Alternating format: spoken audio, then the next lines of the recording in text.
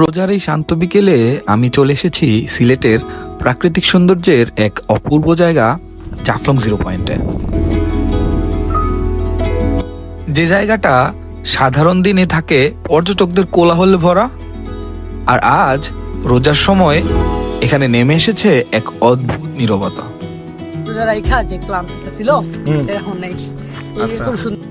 চারপাশে পাহাড়, পাথর আর স্বচ্ছ পানির মাঝে আজ মানুষ খুব কম, শব্দ খুবই কম, প্রকৃতির নিঃশ্বাসটা যেন স্পষ্ট শোনা যাচ্ছে।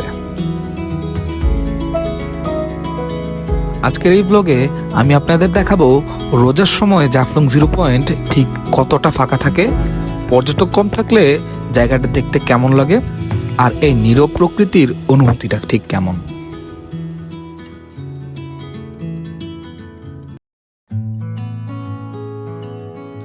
যাচ্ছি জাফলং জিরো পয়েন্ট। আজ আমাদের সফরসঙ্গী হিসেবে আছে আমার বাইক, আর সাথে আছে আমার বন্ধু জয়নাল।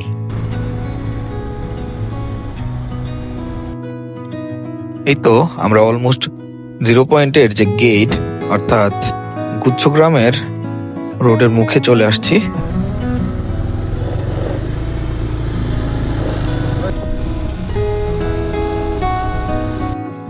ডান পাশে ইন্ডিয়ার বড় বড় পাহাড়গুলো দেখতে দেখতে আমরা ক্যাম্পের খুব কাছাকাছি অংশে চলে যাব এবং চলে যাব সেখানে যেখান থেকে জাফলং জিরো পয়েন্ট খুব সুন্দরভাবে দেখা যায়।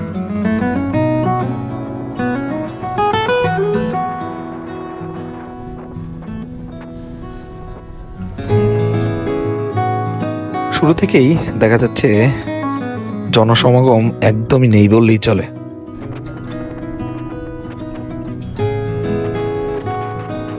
আপনারা যারা জাফলং ভ্রমণে এসেছেন তারা কি কখনো জিরো পয়েন্টের এই বাজারটা এতটা জনশূন্য দেখেছেন?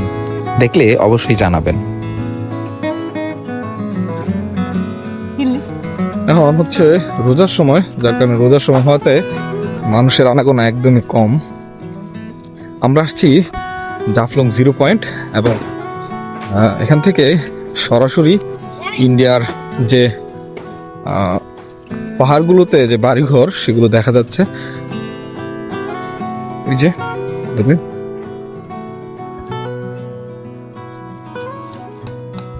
একদম নিস্তব্ধ, গাড়ি ঘোড়া একদমই নাই। ওই যে দূরে একটা বাস দেখা যাচ্ছে।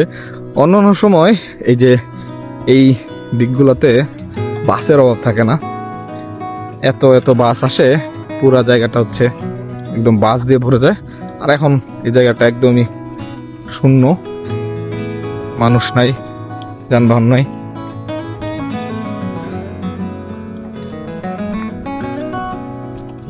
এই যেখান থেকে দেখা যাচ্ছে ওই যে দূরে, ওইটা হচ্ছে জিরো পয়েন্টের যে পাথরগুলা।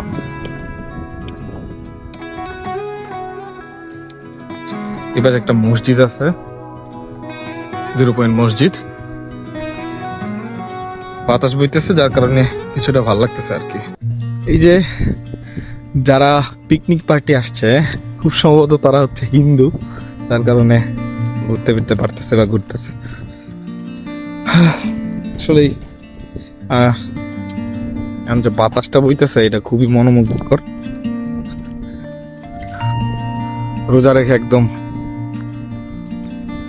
সব ক্লান্তি দূর হয়ে গেছে।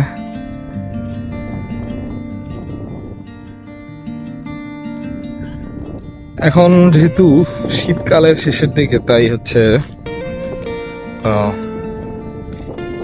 একটু গ্রিনারি ভাবটা একটু কম, বাট কিছুদিন বৃষ্টি হইলে সব ঠিক হয়ে যাবে। বর্ষাকালে এই জায়গাটা আসলে অনেক বেশি সুন্দর হয়, সবকিছু অনেক গ্রিন থাকে। এই যে সামনে হচ্ছে বাংলাদেশ আর হচ্ছে ইন্ডিয়ার বর্ডারের মাঝখানে সীমান্তে দেওয়া।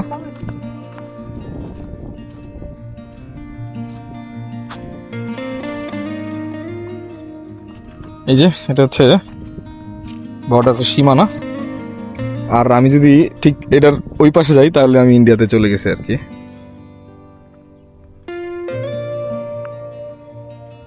বাতাস বইতেছে।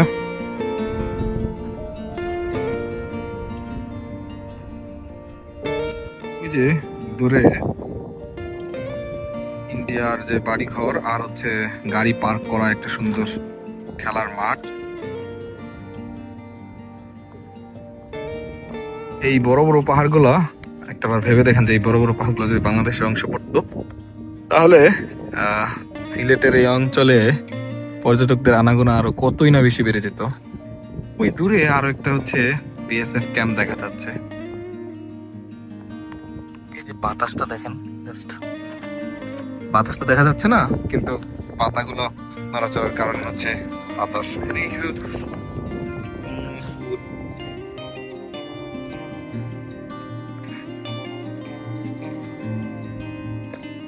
এই পাশটায় দোকানপাট, আমরা এখন দোকানপাটের ওই দিকে যাব।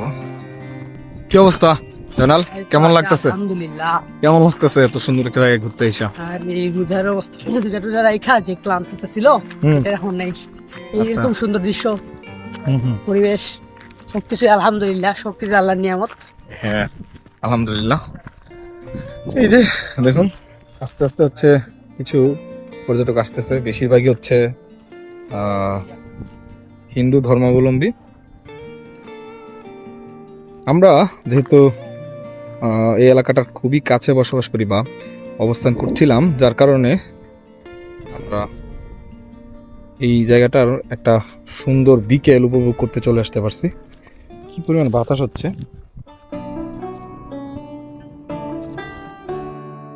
আমরা হেঁটে হেঁটে এগোতে লাগলাম। রাস্তাঘাটে মানুষ নাই, দোকানপাট বন্ধ। এখান থেকে পার্কগুলো দেখা যাচ্ছে।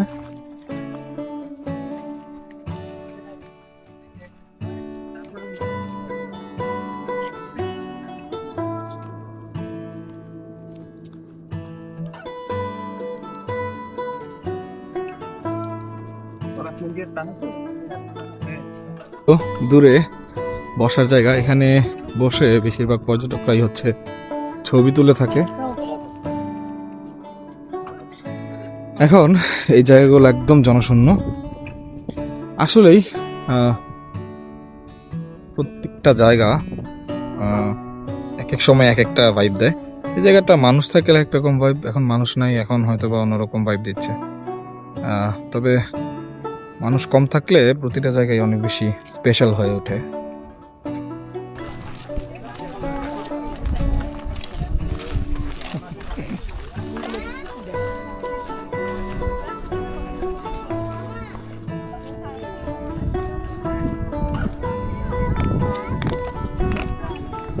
হেঁটে হেঁটে সিঁড়ি দিয়ে কিছুটা নিচে নামবো আমরা। সেই বহুল কাঙ্ক্ষিত 0 পয়েন্ট। আজকে আসলে অনেক বেশি বাতাস, আমি ভিডিওতে বারবার বলতেছি, কারণ আমার মানে এত শান্তি লাগতেছে জায়গাটা। দোকানপাট সবই বন্ধ, তারপরও দূরে অনেক মানুষ। এই যে গেঞ্জি বেচতেছে আমার বন্ধু। এটা হচ্ছে 0 পয়েন্টের সেই সিগনেচার পয়েন্ট। এখানে দাঁড়িয়ে অসংখ্য পর্যটক ছবি তুলে থাকেন। এই ফ্রেমে দাঁড়ালে পেছনে জাফলং 0 পয়েন্টে যে পাথর আর দোকানপাট সেগুলো দেখা যায়। আর ঠিক আমার হাতের ডান পাশে এই যে এই দিকটাই হচ্ছে সেই ইন্ডিয়ার ঝুলন্ত ব্রিজ, যেটা সেটা। এই যে ওগুলো হচ্ছে দোকানপাটগুলো বেশিরভাগই হচ্ছে বন্ধ। পানি শুকিয়ে একদম হচ্ছে খা খা করতেছে। এই নদীটা বর্ষাকালে যখন পুনর্জীবন পায় তখন চারিদিকে পানিতে থই থই করে। আমার একদম সামনে ঠিক ওই যে ওই পাশটায় যে পাহাড়গুলো, ওই পাহাড় থেকেই নেমে আসছে হচ্ছে মাইবি ঝর্ণার যে স্রোতধারা, সেটা সেখানে মায়াবী ঝর্ণা দেখতে অনেক মানুষ ভিড় জমায়। এটা হচ্ছে বিজেপি ক্যাম্প। তো কেমন লাগছে এরকম নির্জন জাফলং? কখনো কি এরকম নির্জন জাফলং উপভোগ করেছিলেন কিনা অবশ্যই কমেন্টের মাধ্যমে জানাবেন।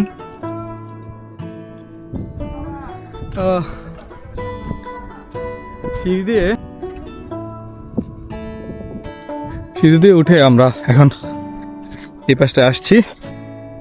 এখানে আমরা বেশ কিছুক্ষণ বসে বসে এই সুন্দর শুভ্র বিকেলটা এনজয় করব, উপভোগ করব এখানকার প্রকৃতি, এখানকার দৃশ্য, এখানকার প্রকৃতি পরিবেশ এবং এখানকার জনশূন্যতা। এই যে দেখতে পাচ্ছি এখানে ময়লা আবর্জনা স্তূপ। আমরা যারা ঘুরতে আসি, সেটা সিলেট হোক চট্টগ্রাম হোক যেখানেই হোক, আমরা অবহেলা করে আমাদের অবশিষ্টাংশ যে ময়লাগুলো আছে সেগুলো এদিক সেদিক না ফেলে আমরা চেষ্টা করব নির্দিষ্ট ময়লা ফেলানোর স্থানে ফেলার জন্য, যাতে আমাদের এই সুন্দর পরিবেশ আমাদের কারণে যাতে নষ্ট না হয় সেটার দিকে চিন্তা করব। এই যে এখানে একটা ভালো দিক, এখানে হচ্ছে ময়লা একসাথে জমা করে তারপর পুড়িয়ে ফেলা হয়। আমরা এই জায়গাটায় বসে আমাদের বিকেলটা উপভোগ করব।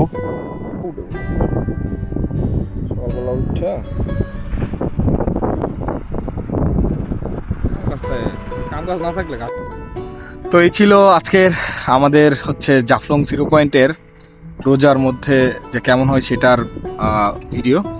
আশা করছি আমাদের ভিডিওটা ভালো লেগেছে। ভিডিওটা কেমন লাগলো কমেন্ট করে অবশ্যই জানাতে ভুলবেন না। আর হ্যাঁ, এরকম সুন্দর সুন্দর ভিডিও দেখতে অবশ্যই আমাদের চ্যানেলকে সাবস্ক্রাইব করবেন এবং পরবর্তী ভিডিও দেখার আমন্ত্রণ জানিয়ে আজকের মতো এখানেই বিদায় নিচ্ছি। ধন্যবাদ সবাইকে।